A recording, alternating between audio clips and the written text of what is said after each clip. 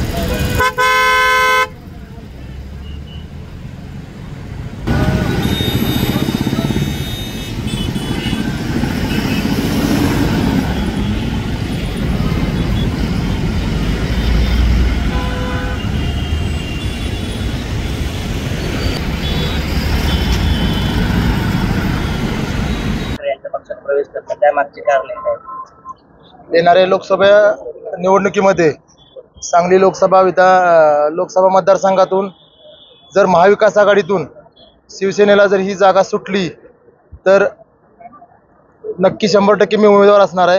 आणि आज मी शिवसेना उद्धव बाळासाहेब ठाकरे गटात जाहीर प्रवेश करतोय। आज विकास कामे कुठली असणार सांगली लोकसभा मतदारसंघात? सांगली लोकसभा मतदारसंघामध्ये आज गेली 10 वर्ष झालं भाजपचे खासदार आहेत, पण आज पाण्याचा प्रश्न बघितला, रस्त्यांचे प्रश्न बघितले, आज आपण नॅशनल हायवे सोडून जर ग्रामीण भागातले रस्ते बघितले तर आज जिल्ह्यामध्ये आल्यानंतर त्याची परिस्थिती तुम्हाला अनुभवता येईल।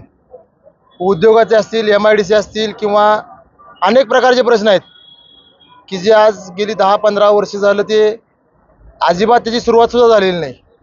मी जास्तीत जास्त प्रयत्न करीन त्या जर लोकसभा मतदारसंघाचं प्रतिनिधित्व करण्याचं जर संधी मिळाली तर नक्कीच त्या संधीचं सोनं करून शिवसेना उद्धव बाळासाहेब ठाकरेच्या गटाकडून त्या मतदारसंघाचं सोनं करण्याचा प्रयत्न करेन।